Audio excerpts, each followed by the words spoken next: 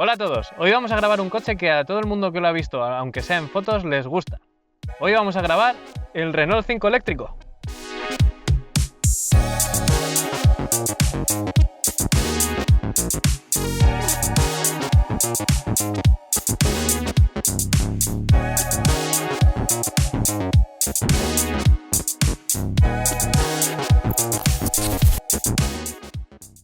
Aquí estamos con el Renault 5, un coche que está en boca de todos.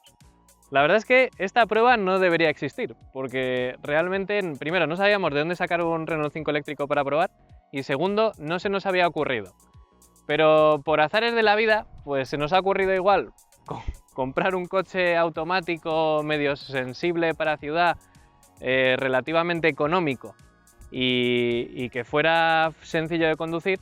Y al final hemos terminado yendo a un concesionario de Renault, porque a mí personalmente el diseño me hace gracia, y han terminado dejándonos uno pues 24 horas para probarlo a ver qué nos parece. Entonces, ya que vamos a probarlo a ver qué nos parece, pues os lo enseñamos y le hacemos una pequeña prueba.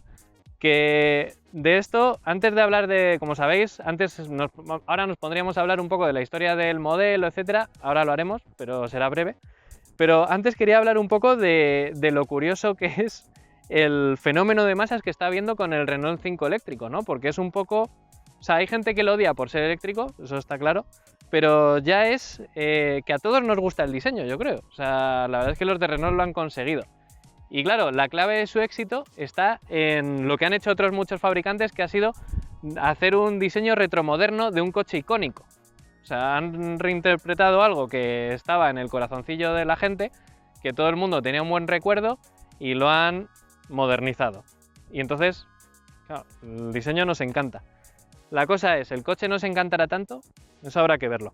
De todas formas, tampoco hay que culpar a Renault por subirse a este carro del éxito generalmente, porque la verdad es que todos los coches que se reinterpretan de manera moderna, la mayoría, son un éxito comercial. De hecho, podemos hablar de casos como Volkswagen con el Beetle, que lo reinterpretó a finales de los 90 y fue un éxito entre finales de los 90 y principios de los 2000.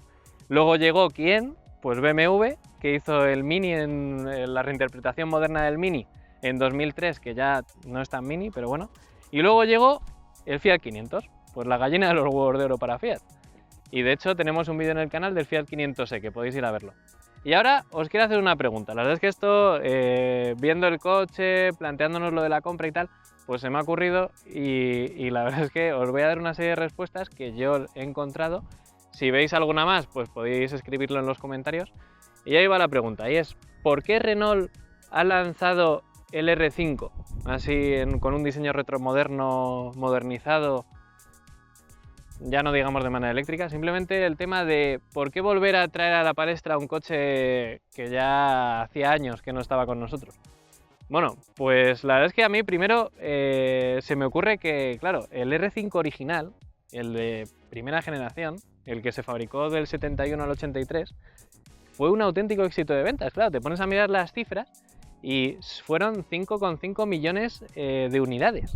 O sea, para que os pongáis en contexto, claro, puede no parecer mucho si lo comparas, por ejemplo, con un Golf, pero claro, si te pones a comparar con el Mini, o sea, el Mini clásico, del 59 al 2000, que es muchísimos más años, ya los podéis contar, vendió 5.300.000 unidades. O sea, ¿cómo puede ser? Claro, el Renault 5 fue un éxito. Claro, ¿por qué fue un éxito? Bueno, pues porque Michel Bouet, si no lo he dicho bien, me lo corregís, el diseñador del R5 original, claro, hizo un diseño súper personal. O sea, al final era un coche que todo el mundo vio, fue un diseño curioso para la época, bonito, la verdad, sigue siendo bonito a día de hoy, y claro, se vendió como churros. O sea, ¿por qué no? De hecho, van a sacar el R4 ahora también por eso, porque fue un coche que podías ver, al igual que el R5, en cualquier calle. Seguro que un familiar vuestro ha tenido uno, o incluso habéis tenido vosotros uno, o sea que, vamos, que estaba en la mente de todo el mundo. Claro, al final ha sido apelar a esa nostalgia. Y luego también, es que no fue solo un utilitario cualquiera. O sea, ya para los aficionados, eso es verdad, este coche tiene guiños de todos esos coches que vamos a comentar ahora. Es que el Renault 5 fue un utilitario deportivo y un verdadero deportivo, casi hasta un supercoche, ¿no? Un superdeportivo, como se dice ahora.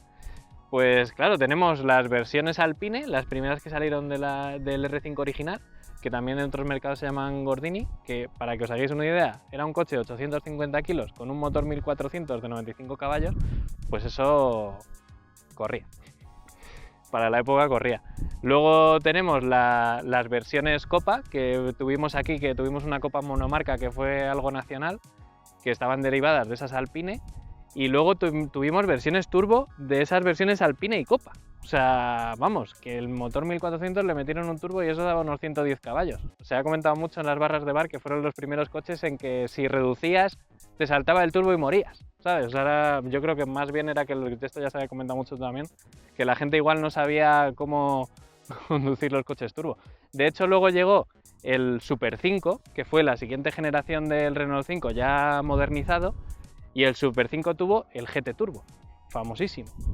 Que yo creo que además Renault en esa época apostó por los motores turbo, porque en la Fórmula 1 tenían turbo también y todo el mundo apostaba por el turbo, todo era turbo, etcétera. El turbo estaba de moda.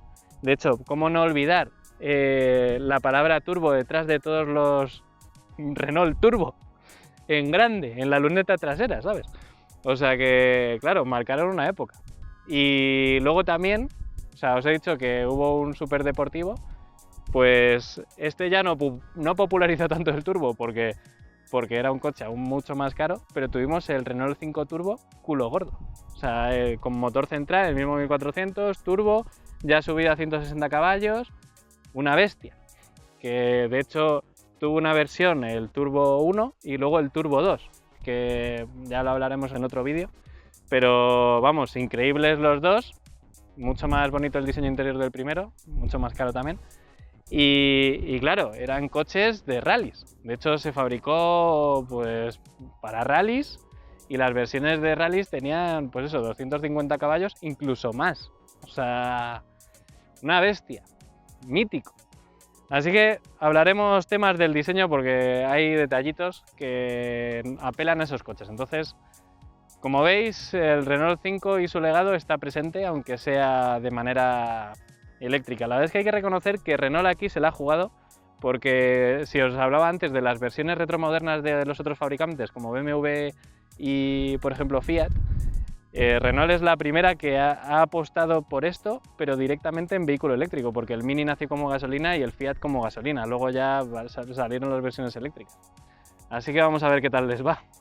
Y ahora hablemos de la parte técnica. Primero, antes de nada, de seguir por aquí, que la verdad es que podréis pensar que hay pocas cosas, pero hay cosas interesantes que a mí me han inquietado. Pero bueno, ahora iremos a eso. Lo primero, tenemos dos baterías, una de 52 kilovatios y una de 40, ¿vale? La de 52 kilovatios, obviamente la más grande, es la que más autonomía nos da y que a mí personalmente es la que más me interesaba. Bueno, pues resulta que la de 52 kilovatios solo puede ir asociada al motor más potente, el de 150 caballos. Y tenemos otros dos motores que son de 95 y de 120 caballos que solo pueden ir con la de 40. ¿Qué motores son? ¿Motorcillo eléctrico? ¿Hay alguna diferencia entre esos tres motores? Pues sinceramente no lo sé, lo he intentado buscar, pero no sé si son el mismo motor capado electrónicamente o no, no tengo ni idea. Entonces, eso es en cuanto a las baterías, las diferentes potencias. Y luego cosas así, bueno, curioso también, por si os interesa estas cosas, que a mí la verdad es que sinceramente me da igual, pero igual en algún momento es útil, quién sabe, es que estos coches tienen carga bidireccional. O sea, poniéndole como un adaptador ahí donde lo cargas, pues puedes poner, yo qué sé, una motosierra eléctrica o una tele o lo que te dé la gana. ¿Lo vas a hacer? Pues no lo sé. Hay algunos otros coches eléctricos, que este creo que también es el caso, que si tienes una casa unifamiliar y lo cargas a la red, pues igual el coche, si en momentos, por ejemplo, de un apagón o algo así, pues el coche te puede dar corriente también en la casa. ¿Lo vas a usar? Pues bueno, lo tienes ahí. Cosas curiosas que tenemos aquí. Bueno, pues aquí esto que veis es el inversor, el motor estaría por ahí debajo, el líquido refrigerante para la batería, líquido de frenos, el de los limpias, pues otro líquido refrigerante por aquí, pues será, vete tú a saber qué, no sé si para el motor, yo qué sé. Este ya no tengo ni idea de para qué es. Lo que decía yo, bueno, y una batería normal de coche, ¿vale? Lo que os decía que me inquieta es que si nos fijamos bien en donde está el depósito del freno, es que normalmente tendrías la bomba de freno y todo eso sería como una cúpula gigante pegada a lo que es el cortafuegos del coche, y ahí no existe. ¿Por qué? Pues porque este coche no tiene un freno de pie convencional. O sea, este tiene un freno, un brake by wire. ¿Qué quiere decir esto? Que tú frenas y no estás accionando un sistema mecánico, en este caso hidráulico, que como el de los coches normales, sino que lo que estás haciendo es pulsar un sensor y ese sensor emite una señal que va a un ordenador y es el que te modula la frenada. Lo he intentado que alguien me lo explique, porque he intentado buscar pues cómo está hecho esto, pues si hay algún plano técnico, etcétera, pero como el coche es moderno, es el que todavía no hay nada por ahí. Se lo he preguntado a los comerciales y tampoco tenían mucha idea. Espero que igual mañana me la resuelvan cuando deje el coche. Y es, en el caso de falla total, entiendo que esto tendrá varias redundancias, pero imagínate que por casualidad se queda el coche sin batería, no tiene ningún tipo de potencia, vamos, no tiene ningún tipo de electricidad, el coche se queda muerto completamente, todo muerto. Si frenas, frena, o sea, hay un backup mecánico en algún punto, toda la redundancia es electrónica, no lo sé. O sea, esa es mi única duda. Y ya os diremos cómo va, porque la verdad es que es una de las novedades del coche. También deciros que, bueno, esto ya como curiosidad, en la publicidad de Renault, pues el Renault 4 y este parece ser que comparten la misma plataforma que la han desarrollado ahí una empresa francesa, que es la Ampere Small, se llama. Y debe ser que, pues básicamente es una plataforma modular que ha hecho Renault pues para los coches eléctricos pequeñitos, debe ser.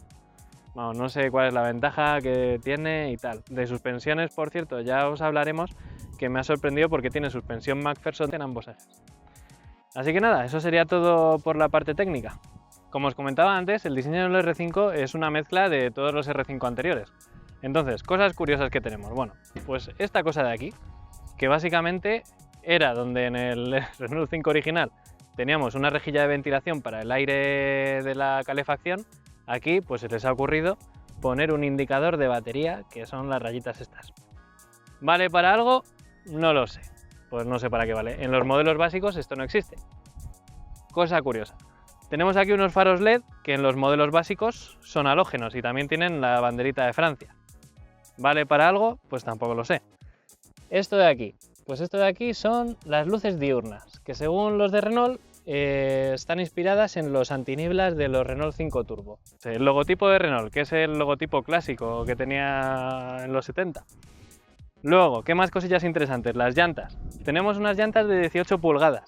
En este, como tenemos el acabado Iconic, que es el más alto, que ya os lo comentaremos, tenemos unas llantas, pues estilo Diamond, que se llama no sé qué, muy bonitas. En el que está por debajo es el Tecno, tendríamos otro diseño de llantas, y en los básicos, llantas de chapa.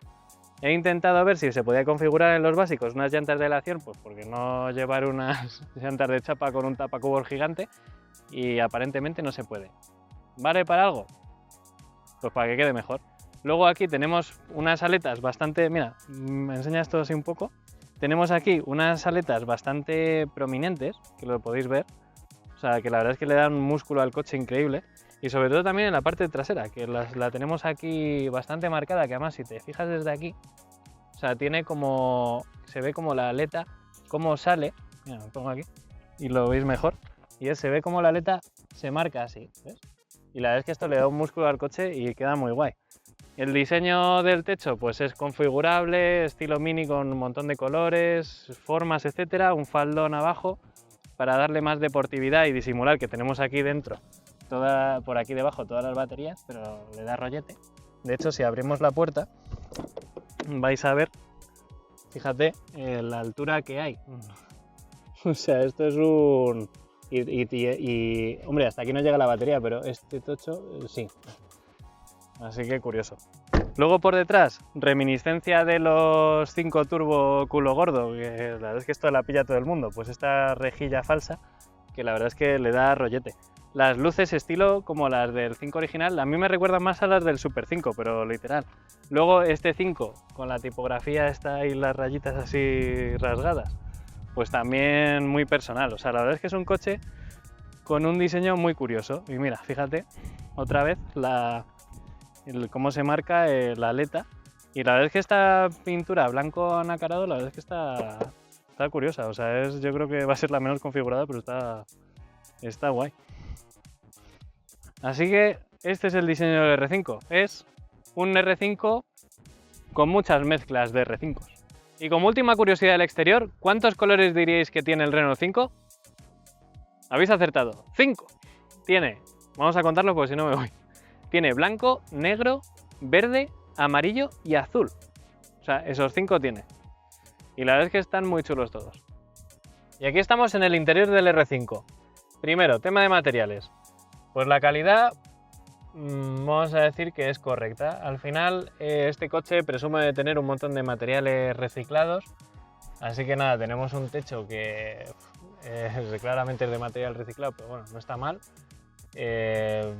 Parasoles de plástico, por cierto, con viseritas que nos gustan, con espejos para ver.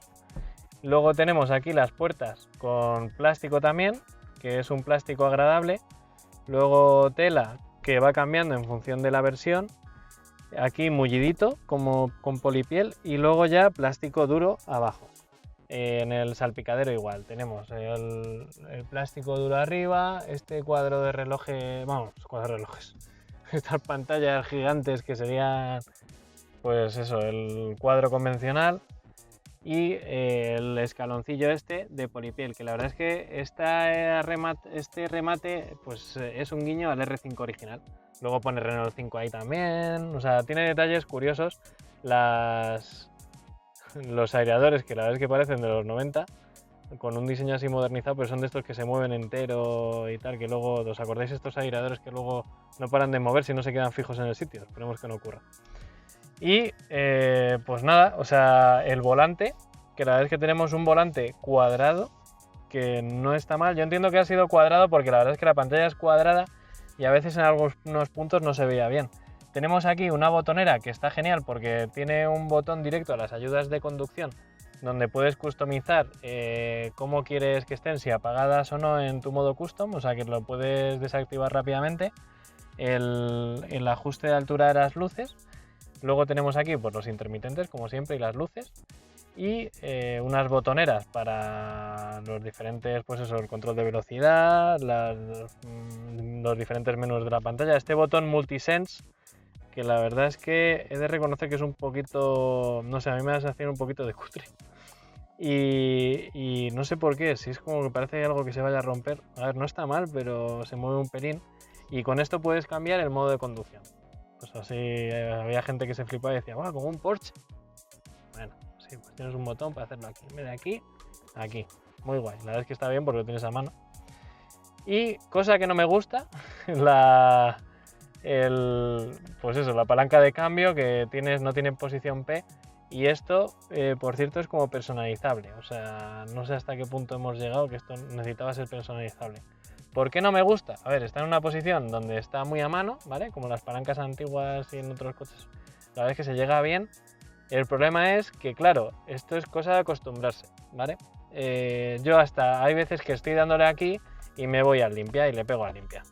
O sea, me equivoco, en vez de poner DOR, pues le doy al limpia y la lío. Y luego tienes el volumen aquí satelital, que también es un poco engorroso. O sea, tenemos esto un poco sobrecargado. Luego aquí botones físicos, que está guay para apagar el climatizador, para subir o bajar el volumen, la intermitencia de emergencia y cosas de climatizador directas, que está muy bien. Pues tenemos aquí el freno de mano y el botón A del auto hold. Luego aquí tenemos una carga inalámbrica, que la verdad es que esto me hace gracia porque yo creo que esto se puede levantar para lavar, pero me parece curioso que la felpa esta se mueva así de sencilla.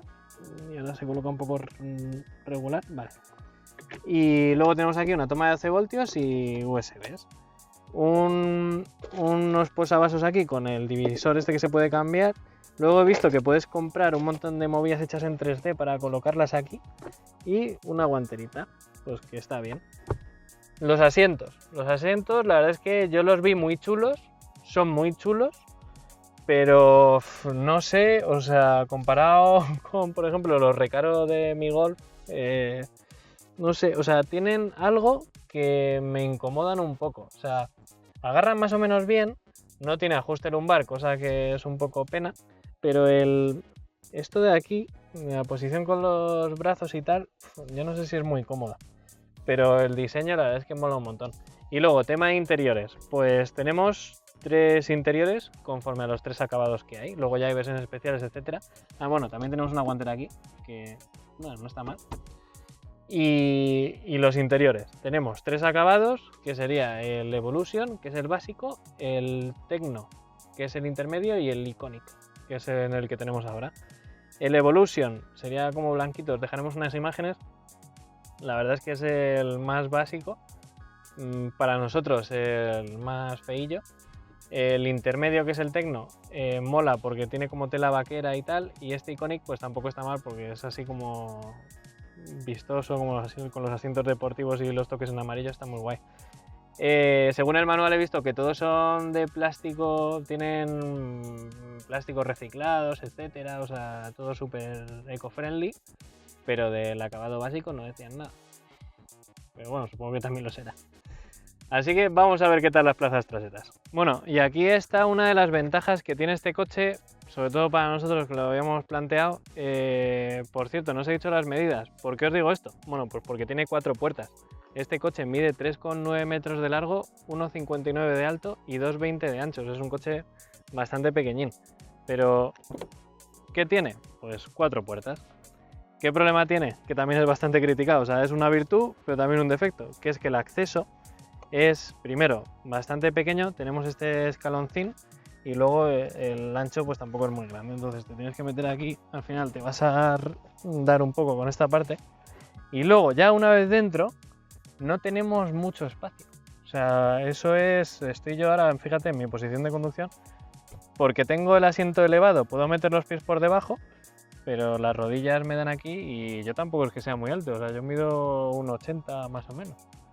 Y claro, estás ahí ya justo con esto, hay un poco de, hay este espacio así al techo, vertical, pero no es un espacio muy grande, la verdad.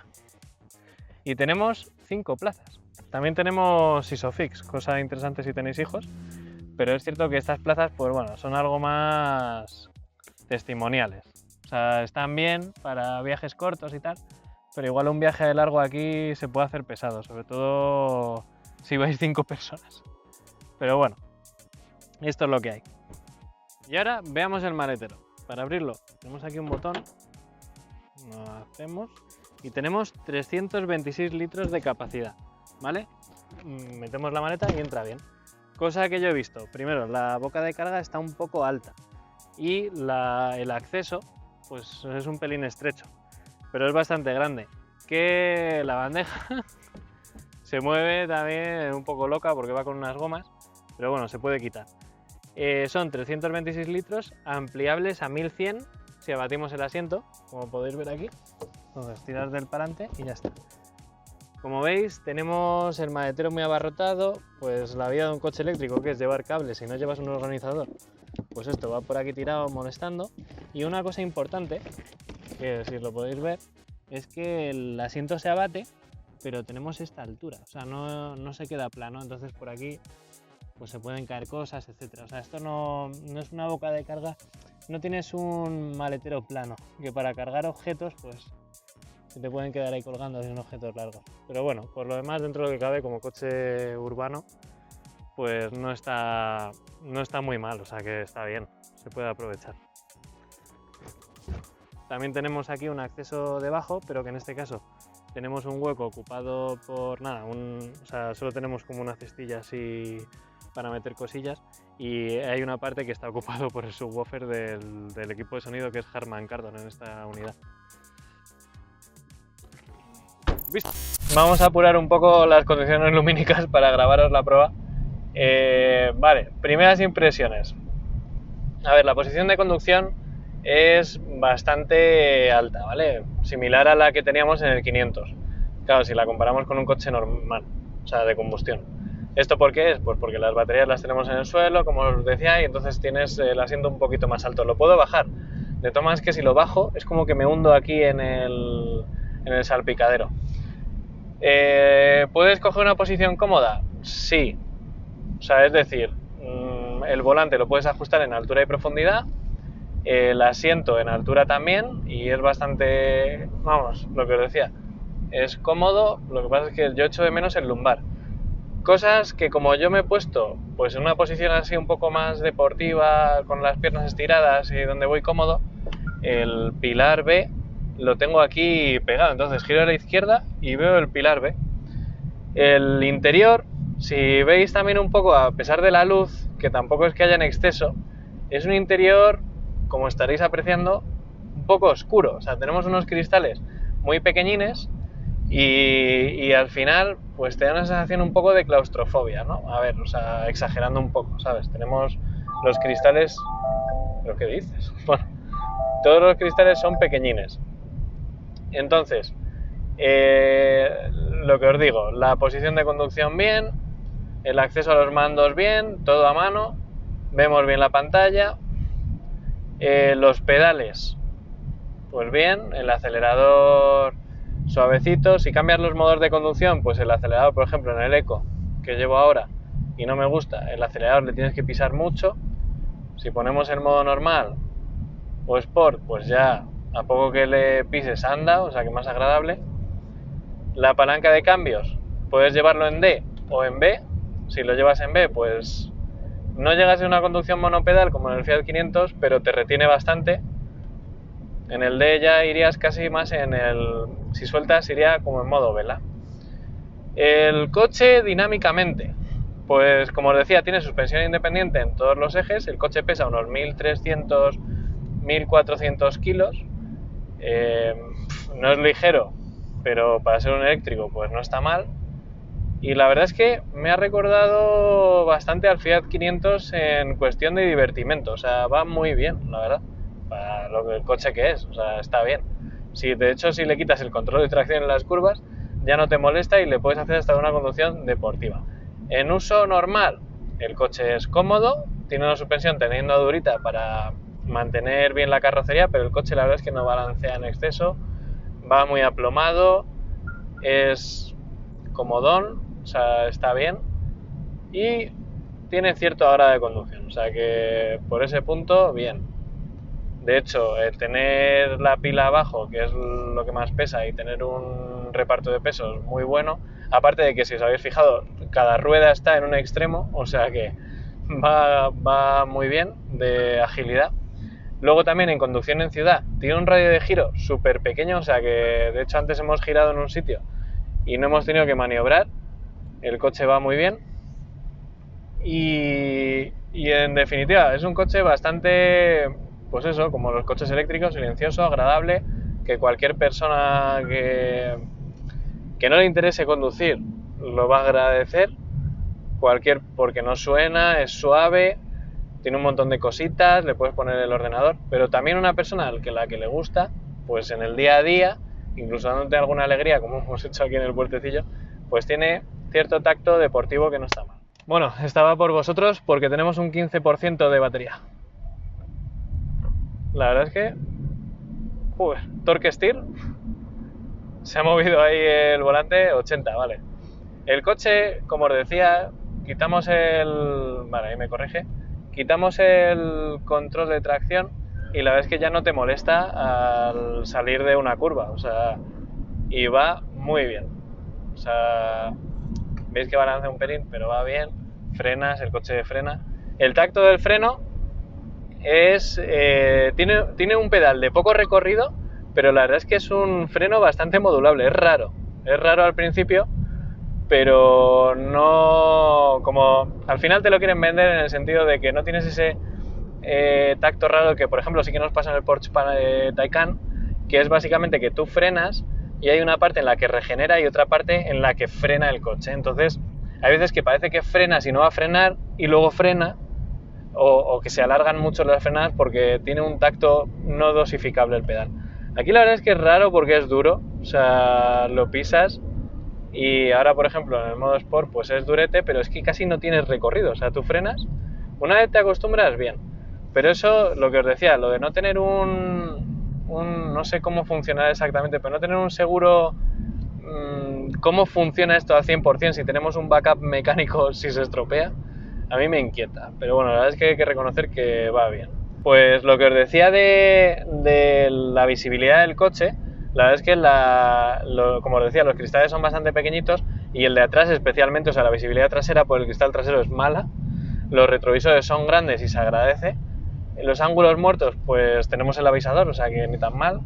Es cierto que si giras un poco la cabeza, a excepción de lo que os decía aquí, más o menos se ve todo. Para evitar lo de temas de aparcamiento, o sea, lo que es el control del coche, tú vas aquí metido y al final no ves el capó ni nada. O sea, la verdad es que no sabes dónde están exactamente los límites del coche. Entonces, para aparcar, por la cámara trasera bien y por delante los sensores, porque es que si no, no te acostumbras a cómo va. Y lo que os decía, la verdad es que el coche es bastante ágil. Mira, vamos a girar aquí y le pisamos un poco. O sea, notas cuando pierde adherencia, pero joder, cómo acelera esto. Pero va bastante bien, mira un rayo. O sea, la verdad es que el coche es agradable. La dirección sí que es cierto que, pues hombre, al final tiene un tacto artificial, te comunica algo, pero bueno, una dirección eléctrica y tampoco no es una dirección hidráulica de toda la vida, o sea, no esperéis una precisión increíble, pero a mí sinceramente me está dando niveles de satisfacción comparado a los del Fiat 500, eso está bien. O sea, es un coche que para el día a día iba muy bien y que si querías pisarle un poco, pues tenía cierto agrado. Así que nada, vamos a probarlo y ya os contaremos mañana un poco más cuando lo llevemos a trabajar y todo. Bueno, y ahora vamos a la parte de conclusiones. Tema de prestaciones. Ya os decía hace un momento que el coche iba genial, o sea, la verdad es que anda muy bien. Y la verdad es que me ha hecho gracia porque es similar en prestaciones a mi Golf GTI. De hecho, tiene un motor igual, que es de 150 caballos, y tiene un par casi idéntico de 245 Nm. O sea, el coche acelera de 0 a 100 en 8 segundos y tiene una velocidad máxima limitada de 150, que a mí en condiciones extremas, ¿vale? Necesito un poco más de velocidad, pues se me queda corta. A ver, de normal tú no vas a pasar de 120, 130, pero si ya vas a 130, 135, igual un pisotón más y tal, pues para cualquier obstáculo o lo que sea, pues no va a pasar de ahí. Luego, ya yendo a la conclusión, el coche me ha gustado porque dinámicamente va similar al Fiat 500, que eso es un punto a favor del Renault, o sea que tiene un punto divertido. Pero no me ha gustado cosas que la verdad es que para mí serían determinantes. Por ejemplo, la posición de conducción, los asientos son un poco incómodos con lo de las orejetas. Al final es que se veía venir que el diseño es muy bonito, pero esto de la orejeta pues molesta. Luego, lo de no tener lumbar y que sea el asiento plano, pues tampoco es muy cómodo. Y luego es cierto que el tacto de la dirección y de los pedales es un poco artificial, o sea, sobre todo el de la dirección. El del pedal de freno sorprende, la verdad es que va bastante bien, tiene poco recorrido, pero se puede dosificar y en general, o sea, lo que es conducirlo bien, pero tiene detalles eso, lo del asiento, el volante igual cuadrado también es un poco molesto, la visibilidad es escasa. De hecho, los pilares A son enormes, que esto le puede pasar a cualquier coche moderno, pero añadido a que tenemos un cristal súper pequeño, pues molesta. O sea, vas a hacer un giro e igual no ves a un peatón. Antes, por ejemplo, callejeando no he visto la parte de arriba del semáforo, solo veía la parte de los peatones. O sea, un poco curioso. Luego también, saliendo de un aparcamiento en batería marcha atrás, no se veía nada por el pilar C del coche. Y sí, que te va a avisar y tiene la cámara y tal, pero bueno, son detalles que a mí pues no me han agradado. Si a esto le añadimos el tema de la dificultad del acceso al coche, que parece una gilipollez, pero es que subirte al coche,